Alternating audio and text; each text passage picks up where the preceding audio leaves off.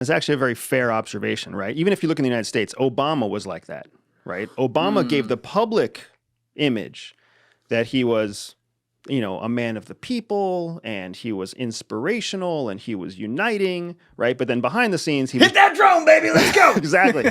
He was writing executive orders at a faster rate than any other president before him. He was bombing people using presidential authority. He was a strong, strong leader in the back end, right? And I think that's a little bit of what the Democratic Party was, so the Liberal Party, the Democrats were hoping to get out of Biden. It's why I certainly expected another Obama presidency when Biden was in office, but he didn't run the country anything like Obama. He had all of the cushion and none of the pushing, I guess, if you will. Ooh, I like that. Who do you think was running the country while he was around? I don't think anybody was around the country. I think nobody. I think Biden had an opinion 50% of the time, and he forgot what his opinion was the other 50% of the time. I think the Democrats were trying to groom the country for the next Democratic leader. I think they got stuck with Kamala Harris. I mean, it was a disaster, right? It has to be a disaster. I already know all the Trump fans out there are going to get pissed off. Trump is not the best choice for the United States. He's the best choice of what we were given, but he's not the best choice for the United States, right? Yeah. The broken process made it so we had to choose between two people. One that was force-fed to us, right? Kamala Harris, and the other one who had been voted out by the majority of people in 2020, right? And I mean, Trump had the balls to run again after losing, which is a big thing, right? Kamala Harris had the balls to lose an election after being endorsed by the previous president. That's another thing. But we're seeing, I think it all boils down to our original thesis that has been the theme throughout our conversations. The world is ready for strong, powerful, publicly authoritative figures. It's just a phase, but we go through this phase over and over again. So you're looking at it strictly logically. It's not like an endorsement of any of that. It's just the nature of like how the pendulum swings. Correct. Okay. Human beings are stupid. We're stupid animals, right? Yeah. We are smart in terms of building technology, but we're really stupid in terms of survival, right? The fact that we have survived is kind of shocking. It speaks to the fact that we are so cerebrally oriented, right?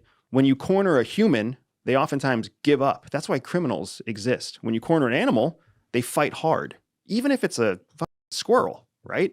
It's incredible to see that humankind has dominated the way that it has.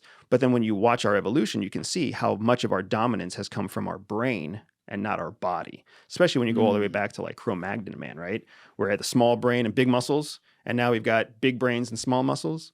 And then when you look at the cross-section of the world, the wealthiest countries, what do they look like? They look fat and bloated, right? Yeah. Your Middle Eastern collegiate countries, your European monarchy countries, the United States. But then you look at your third world countries that are starving, and those are hard-bodied people that live a hard existence. So you can really see we thrive on our brain. And as a result of that, like the brain is one of the easiest things to manipulate because it, like you've been saying since we sat down, you can look one way and people will believe the way you look is true. Yeah. It's interesting though, because even if you look at like the poverty side of the United States, for example, you know, we're living in a time now where we have like an obesity epidemic among the poor as well. Like it goes across the board. So it's almost like counterintuitive in a way to some of the stuff you're saying. I agree with what you're saying, but it's like we've gotten things so ass backwards here that it sometimes feels like it was set up that way so this pendulum could swing, so you could get like an RFK in there because he's got to clean up all the red dye and all that shit. You know what I mean? Yeah. It's, if you've never traveled the world, it's pretty amazing. You can actually get fresh produce cheaper than processed food almost everywhere else except the United States. And so it's mind-boggling, this exact example that you're talking about, that poor people have obesity issues because the only food they can afford is processed food. It's really up. Do I think that there's some master puppet maker that put it in motion? No. The government is way too incompetent for master puppet makers. If there's anything I hope that we've learned, especially in the 3 years that we've been talking, it's that you can believe in conspiracies if you're a dumbass, or you can subscribe to the fact that the government is a broken, fat thing. I mean, Doge has come in and shown how broken and fat the government is. And what do you think of that? I mean, I think Doge. I think it's a good move. Whether or not it's going to work is a different story, right? Because the government is old and archaic, and it's set in its ways. It's really hard to come in and break that whole system and rebuild it, which I think is part of the reason why Elon Musk came in and broke part of it, and then he was like, "F this, let's just call that victory, and I'm out of here."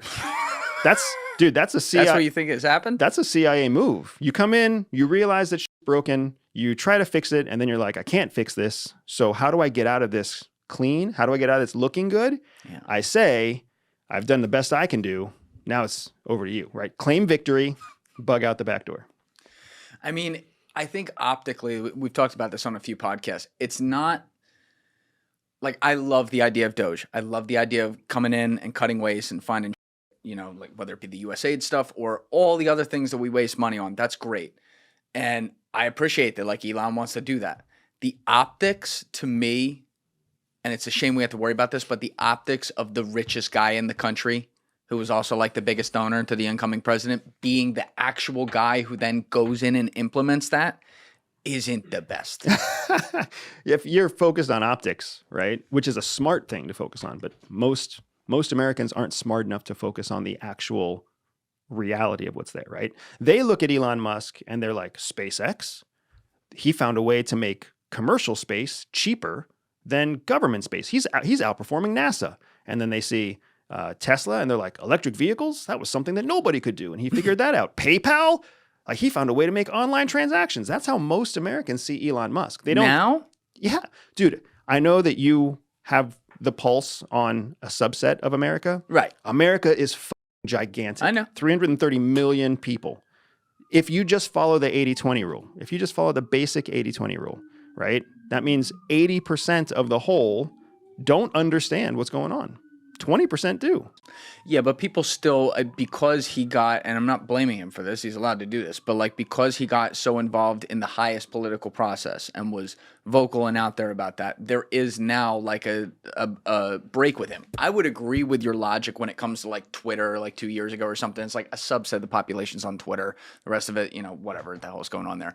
But now he's in the middle of the actual current presidency and the build up to that, which was winning the election. And so there are people, I mean, you see these people now, there's crazy people who are going around and just attacking Teslas like that. So I think your point would have been more valid like a year ago, but now it's hard for me to say that there's not more than just a little subset of people that view him as like, controversial or something like that. Like, it feels like it's more. Yeah, lots of people find him as controversial, but that doesn't mean people think that he shouldn't be in the seat that he's in supporting the federal government, right? I believe that what we're really seeing among the majority of voting Americans, right? Because that's essentially what we're talking about. The majority of voting Americans see or believe that shifting away from government process and more towards typical business process is going to be better for our country in the long run. Again, whether or not we stay business oriented or whether we stay government oriented is yet to be determined. But the fact that we voted a businessman into the presidency, the fact that we've supported that businessman bringing business cronies into offices like Secretary of Defense, DNI, Doge, like, he's not bringing in career government people. And for the most part, people may be talking about it, but no one's like doing anything to stop him. Even the Senate is approving the nominations, right? So you're seeing that people are willing to take this shift into, can we run the country like a business? Arguably, that's what the forefathers tried to do in the beginning. Even our original pilgrims that came to the United States, the founders. Oh, you're going to the pilgrims. People that landed on Plymouth Rock, they were contractors. They were business people. They weren't trying to build a new government. They weren't trying to escape persecution only. They were also taking a business deal to go across the ocean, make a farm, and send their produce back to England and get paid for it. Yeah. I mean, it is interesting, the vibe shift we've seen, and you're hinting at it right here when you're talking about this stuff. It's like, you went from Trump being the low of the low, post January 6th or whatever, and leaving office, to like, it was a very strong decision to get him into office. I mean, he won that election handily, and there was, mandate's a strong word, but like pretty close to it when you look at how the voting block changed county to county across the country, where people were just flipping for more. And again, also to your earlier point, it was more like things just got so bad that they're like, well, this can't be worse. It can't be worse. It's It's so true. It's so true. And I think to a certain extent, when you look at his current approval ratings and you look at like how Russia's handling him right now and how Netanyahu's handling him right now, like you can see that the world understands that the race for the presidency happens once every 4 years. And it's beneficial to kind of keep your mouth shut during the race, because then after the race is over, Yes. this guy's the one in office, and you can figure your reputation out after that, right? So some countries took action in the lead up, like you saw China manipulate Taiwan during the Taiwanese elections right before the US elections. And then you saw China choose its approach during the presidential elections. And following that, you also saw Russia do the same thing. You saw Biden do the same thing with Ukraine, giving them weapons to strike into Russia right before he left the presidency. You saw Biden pardon his own whole family right before he lost the presidency too. So you see all these people making their final moves because they know come that November election day, we're locked in place for 4 years. Yeah. Now, I want to go to the Russia stuff and some of the wars where we started this tangent, but I don't want to lose in there some of the stuff that like Doge was working on that made news, which obviously includes USAID. So that guy, Mike Mercedes-Benz, as I call him, was going around on every podcast talking about this for a while, even before that broke. Like, to his credit, he was one of the dudes saying like, dude, what the f***? Like, we're wasting $10,000 here and $10 million there on X, Y, and Z, and it's really just like this useless soft power or whatever. My question for you is, well, first, did you ever deal with anything related to USAID when you were allegedly in CIA, where you allegedly aren't anymore? I love the allegedlys. Yeah, I had a lot of chance to work with USAID. I will say this. I loved working with USAID. I loved the people at USAID. I loved the mission at USAID, particularly during the years that I was serving, right? Pre-2014, pre-first Trump, right? Because soft power was the name of the game back then. Soft power was everything. Can you define that for people who aren't familiar? Yeah, so there's two types of power that are essentially the foundations for leverage in the national security infrastructure: soft power and hard power. Hard power is what we glorify in our movies, right? It's guns and tanks and bullets and threats and all the stuff, drones flying up against the Iranian border. That's all hard power, right? Yeah. All the shit that's going to hurt and kill people. Soft power is the back end of influence. It's investing in schools, investing in hospitals, teaching people microfinance, helping them to develop their own economies, right? World War II, fantastic example. Everything that happened to destroy the Nazis was hard power. Once the Nazis and the Japanese were neutralized, everything after that was soft power. Rebuilding the Japanese infrastructure was soft power. Rebuilding Germany was soft power. All the loans, all the debt that we forced on the UK, that's all soft power. The building of NATO was soft power, right? NATO's almost 100% committed, or almost 100% reliant on the US military-industrial complex to buy their weapons and develop their new technology for modern-day European weapons. All right, that one I'm a little confused why that's considered soft power, though.